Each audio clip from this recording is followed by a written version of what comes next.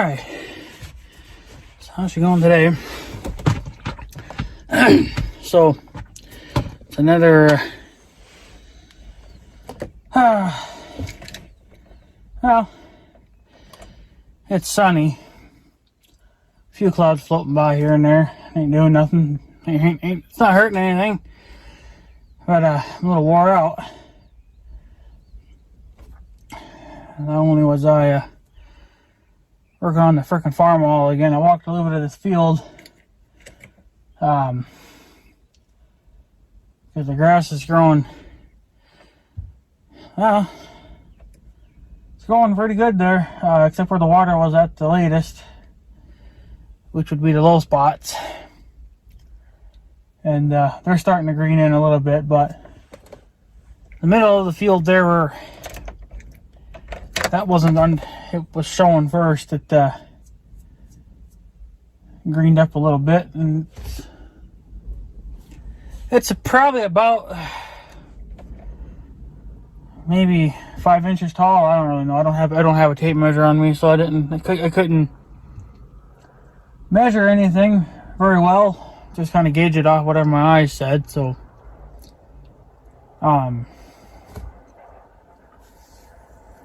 but yeah, so the I think the water it's pretty much below the fence line there now. It's getting to be about to the tree line. That should be there about a couple more days. She's getting down there. The low spots are still shitty as all shit, but what are you gonna do? So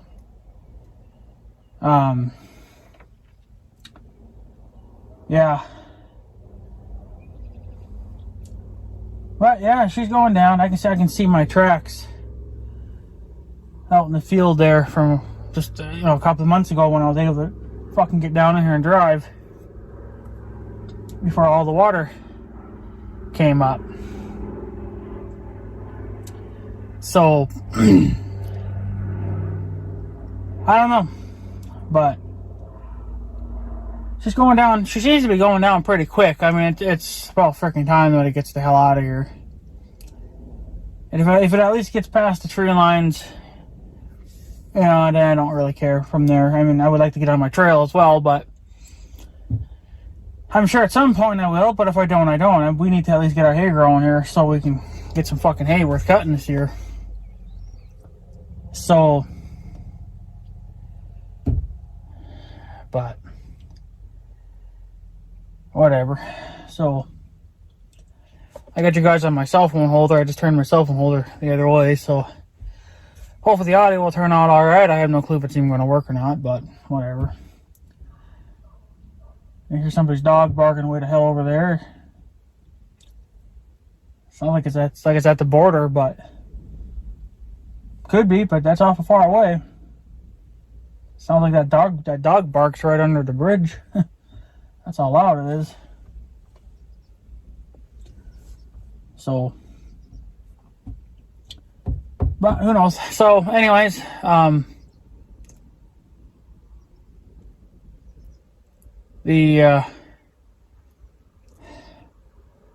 it took me about 2 days, maybe 3. I don't really know, to get the head off the farmall A cultivision. Yes, there is a cultivision, and then there's just a regular. Well, no, there's actually 3. There would be the regular farmall A, or Super A, I think it was. And then there's the farmall cultivision, which is what we have.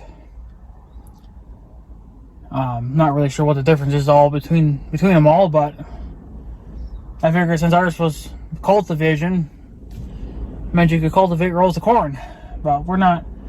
It's not set it up to do that. It's set it up to be a cutter, so it's probably just whatever I guess was for sale at the time. So something where my great grandparents got, but whatever, it works. It's gonna do. I don't know if I could ever get the fucking thing free.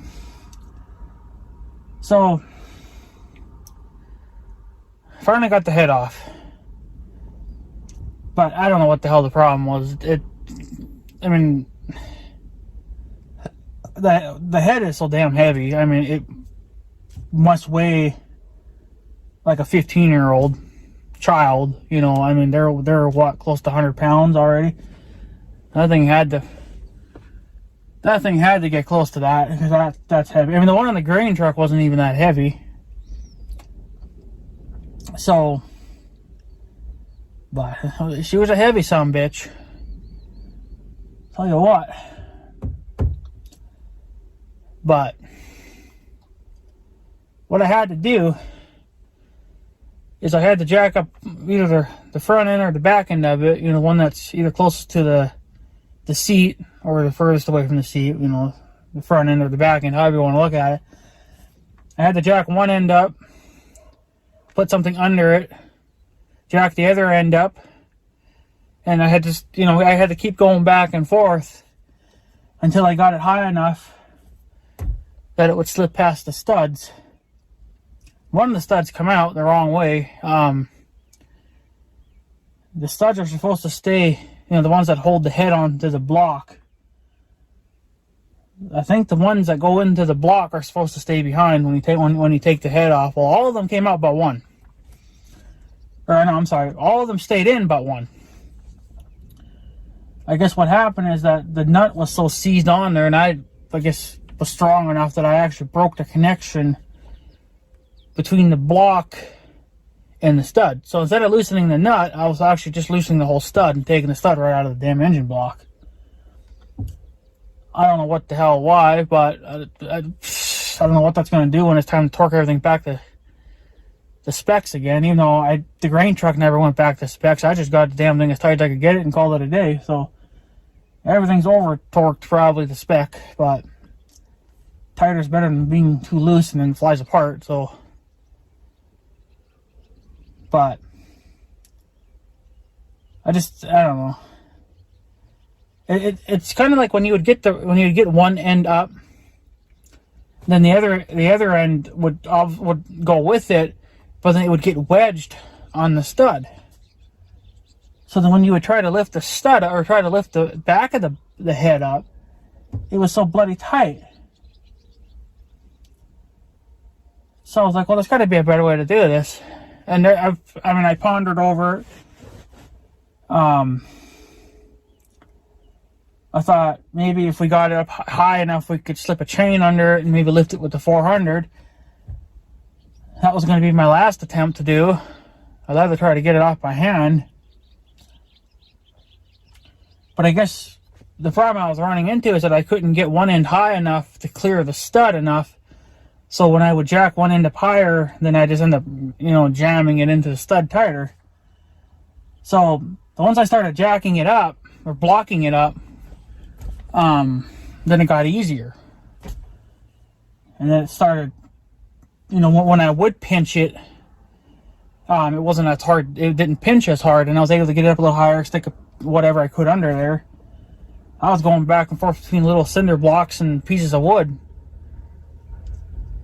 having to come across the little plank of wood that my uncle, I guess, whatever, left behind. He left it on the ground, so I picked it up and used it on the head. Of course, it broke in half, but that was alright too, because I could wedge the other half to the other end. So I was able to get it kind of balanced out enough to where it just, eventually the damn thing it popped off, and I was like, if I didn't have my hand on it, it probably would have shot off and fell onto the ground, which probably would have screwed me even more. So it's a good thing I hung on to it. But holy shit. I had a hell of a time even just trying to break the damn the gasket or whatever the hell it is. I mean, there's two different types of gaskets under there. There's like a aluminum one or a metal one, whatever, and then I think there's just a regular gasket, which looks original, or at least old, you know, like not like what you see today. It's a different style of different material. I don't know what they used back then, but that aluminum piece, I don't know what that was for. It's obviously a factory thing, but I don't know. I know you can buy gaskets for these tractors. You can get them on Steiner, and I don't know about Allstate Ag, but I know Steiner's has them. But I don't know if it came with the metal thing or if it was just a big chunk of gasket, you know. So it'd have to just... I don't know. I mean, maybe it would come with both. I don't really know. I've never looked into it because I didn't think I'd be running into this problem where I had to pull, a head off. I mean, I did it on the grain truck, but the grain truck only had one gasket. This seems to have two. And one's a metal or aluminum, and then there's like another one. I don't fucking know, but I guess back then I thought, you needed extra stuff to make it stop from leaking when you just could have gotten away with one. So, now on the grain truck I used gasket maker. I didn't buy any. I didn't even make my own. It was just in a tube. You squeezed it out, and then you put the head on. You tighten it down, and then it oozed out a little bit, and then that's how you got your seal. And it's still working fine because I'm not leaking anything between the head and the block, and between the water pump and the other part of the head where the thermostat would go. So. But we got it off. That's all I did. Because that's such a freaking fight that I get wore out. I mean, there was lots of cussing going on. Lots of cussing. Probably even called it a few words that it probably didn't deserve, but it deserved it, so. Sometimes you just gotta either talk sweet to them, or you gotta talk dirty to them, or you gotta call them names. It's either one, they like it, so they like either one, I guess. So this one liked to be called names. The green truck, I don't know. I don't think I really called it much for names, but I don't know. So that one cylinder, I haven't even really cleaned the cylinders yet. I gotta come in with some shop towels and wipe them dry and get all the crap that fell in them. But yeah, the gaskets are destroyed. There's nothing left of them. I don't know why it didn't have to be such a bitch, to get it apart. The grain truck wasn't even that bad. Even back then, I didn't even have those frickin' those pry bars like I do now. The grain truck, I had to break it free with something, but it wasn't this big of a fight. I had to go buy like almost $35 set of pry bars just to get the damn head off the tractor. Well, we needed pry bars anyway, so I'm not going to cry about it. But it's just, it could have played a little nicer. But nothing wants to ever play nice, so pretty much told it to go F itself. And it's like, bitch, you're coming off.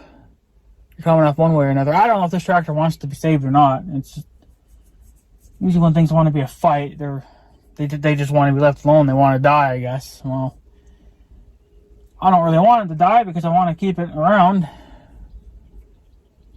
But if it's going to be in that much of a pain in the ass, I don't know. The only thing I'm going to try to do now is I'm going to clean the cylinders out the best I can, get all that crap out. And then that one cylinder, even that one cylinder, because I haven't even looked at it yet. And of course, the sun's going to be in your freaking eyes now. That one cylinder that's still holding the liquid, that 50-50 mix that I made, at the very top where the head rests on the block, I'm trying to think of the words again, there's a ring of shit right on it, right between them. Well, not between the two, but it's stuck on the cylinder walls. And I think it comes off because I think I touched it and some of it fell off, but I don't know if that's causing an issue or not, but it's what's going on underneath that liquid now is what I got to figure out. But I haven't taken that stuff out yet because I have to get my shop towels, and I don't know what I got even got left for damn shop towels. So I didn't buy any yet. I think I got one roll left, but I got to put a little bit of money away for Big Red. I am going to splurge a little bit because I need to. I'm going to go back to CB radios. Basically, the reason why is because they're really cheap to do, and GMRS is really expensive. Now, I have their little handhelds, but I'm getting sick of them too because their battery life doesn't seem to be as good as it used to be, and they just die after a while. They don't really give you a warning that they're getting low on juice. They just shut off. They beep. They start beeping, but that's when it's already like 90% dead, and there's only like maybe 5 minutes left of running time, and that's not good if I'm going to be out in the field for hours. At least with CBs, I can hardwire them right to the battery, and it can just run off the battery as long as it needs. So,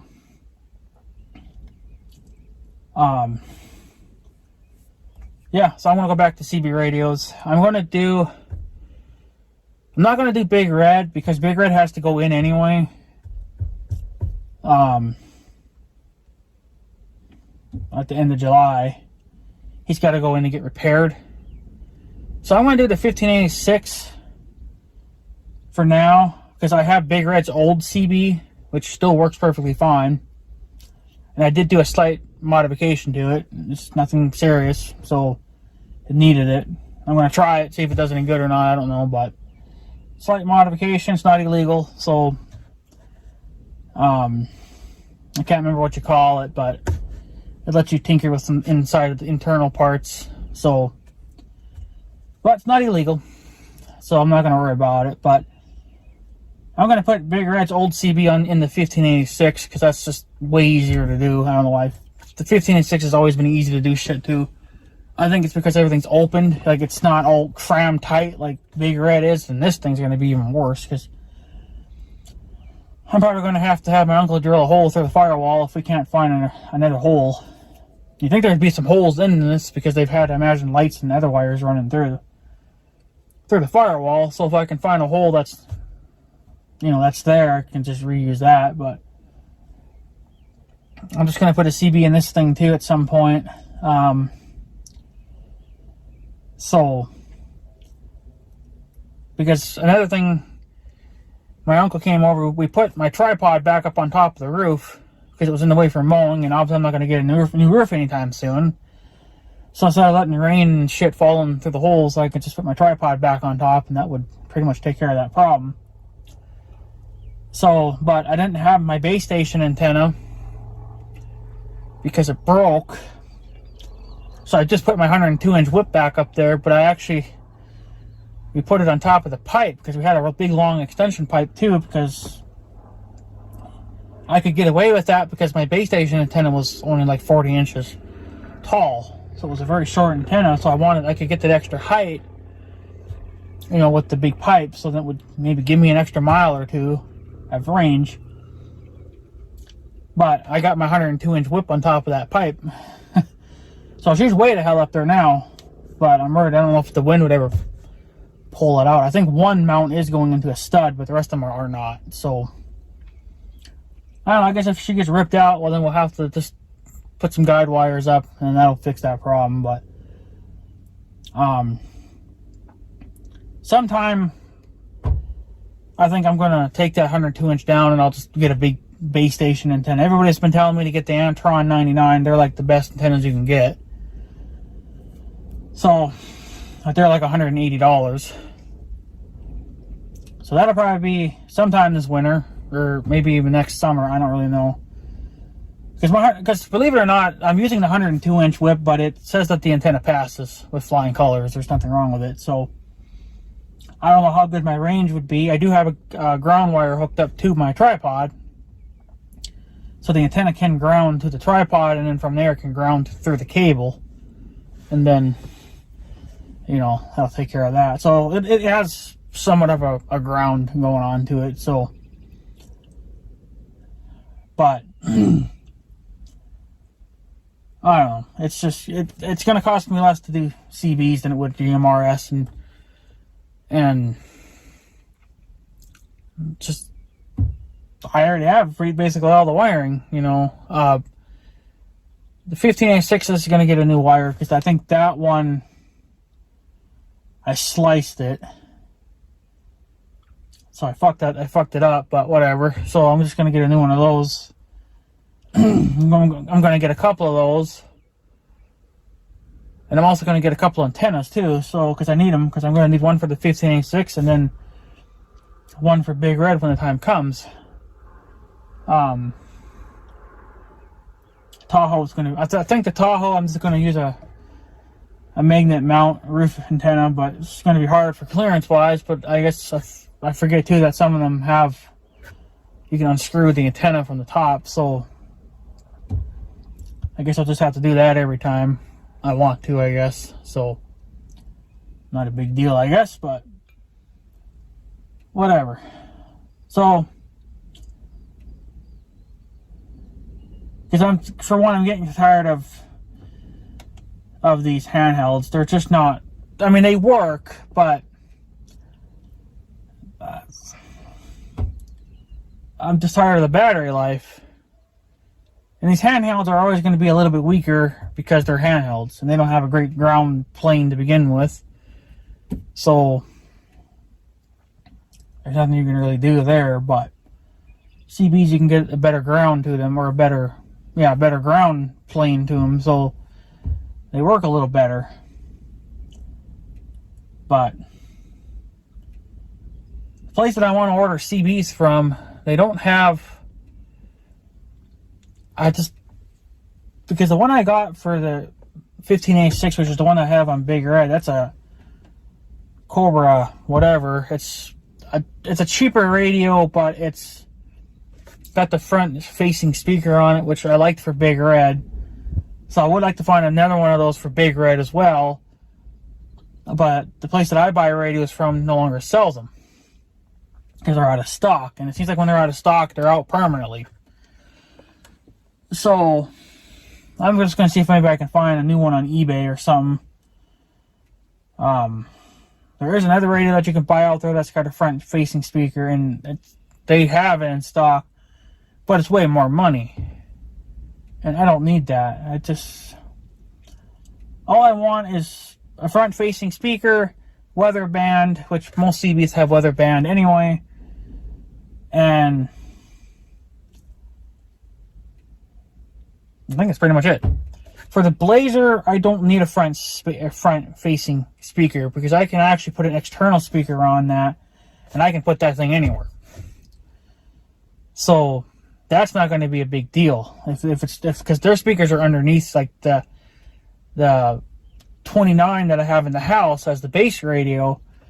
That's got a bottom speaker, and that might be okay in here as well. But if not, because I'm thinking about going with another one of those.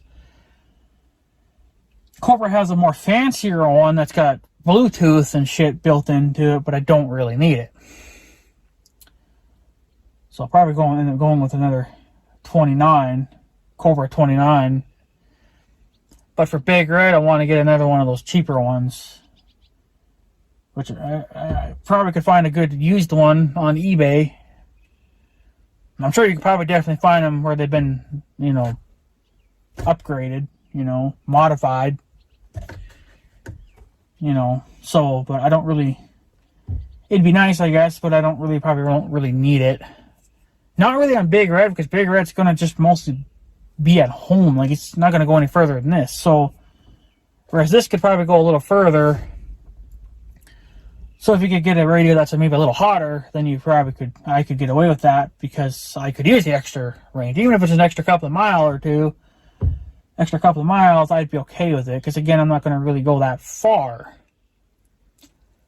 So even though I like to do GMRS, you can get way more range out of them, but their radios are just way too damn expensive. For the amount that you'd pay for their 50-watt GMRS radios, I could do a complete CB setup, you know, and get a little bit of a higher end antenna and a little bit fancier radio for way less. So I think I'm just going to go back to CBs for now, and then we'll worry about that afterwards. So, but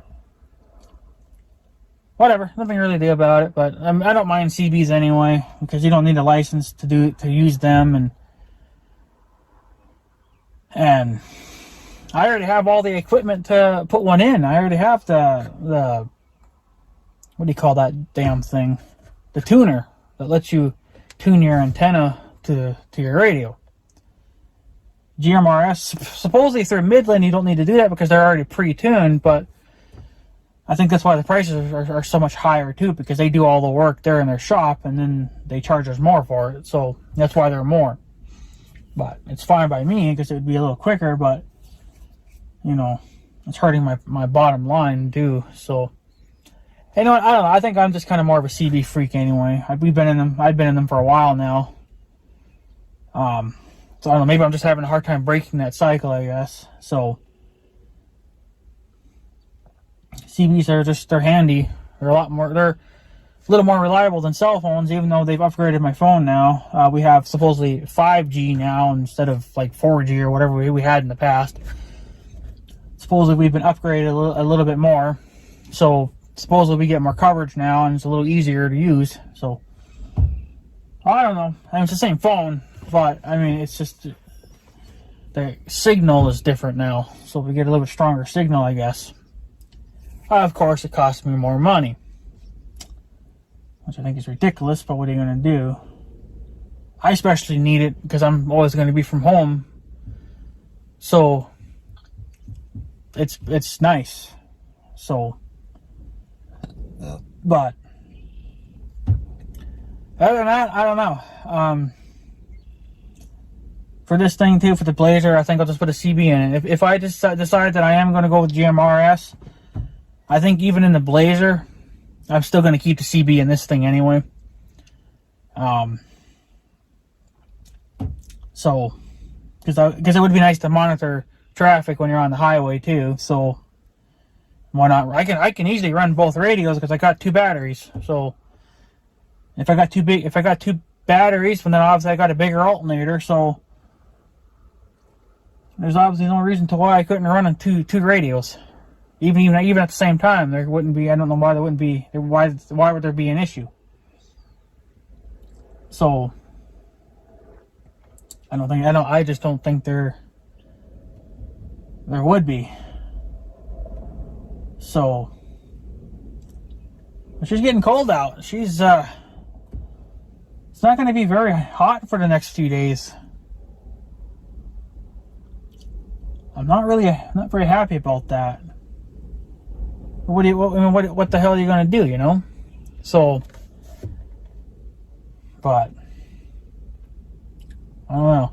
But yeah, so at least it's nice to see that the river's going down.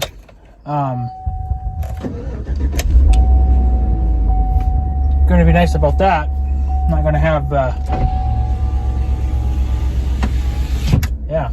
not gonna have water in the field anymore. So we can get on with that now and be done with it. So, but it's stupid. It's what, June, and I still gotta have my heat on in my Blazer and in the house. Anything else you can think of, I still gotta have my heat on. So, but other than that, I don't know. I guess that's pretty much it. Yeah, so at least the water's going down. It's down to the it's down to the fence line there now, which is actually a really good thing. So,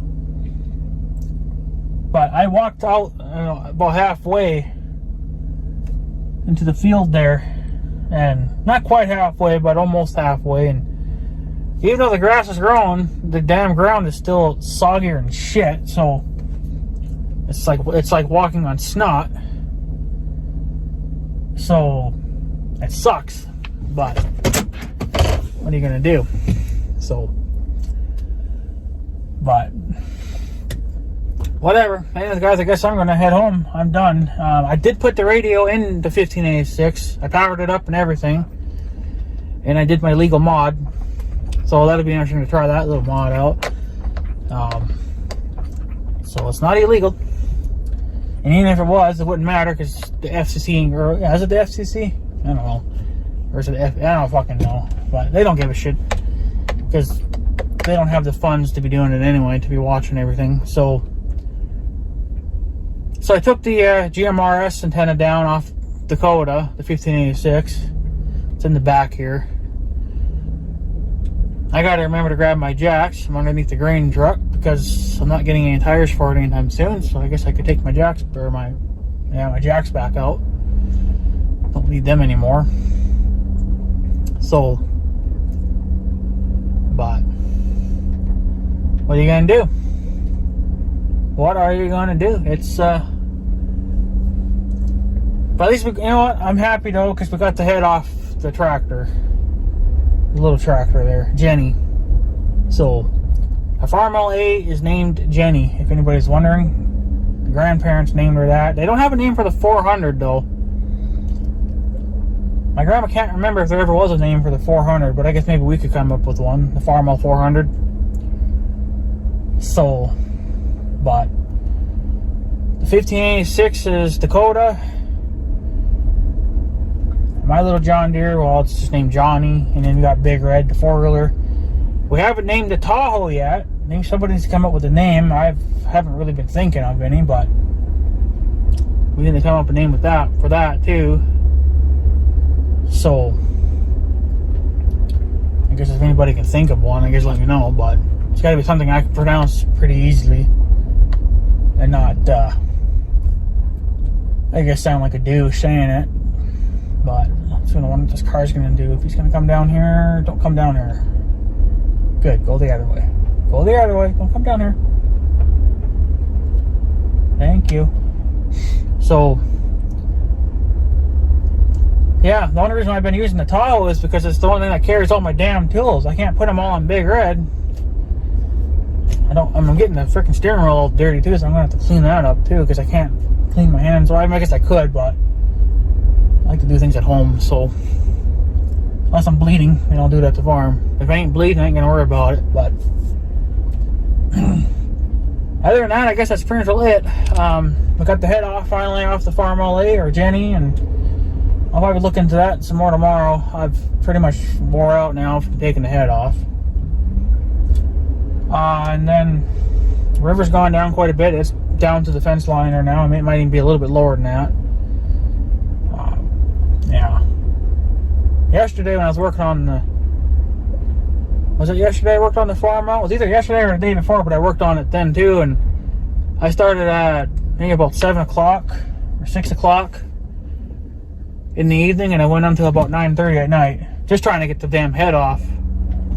It didn't come to me to think to block it up as you worked on it, so that's what I finally did, and sure enough, I got her off. So, but I think it helped that I had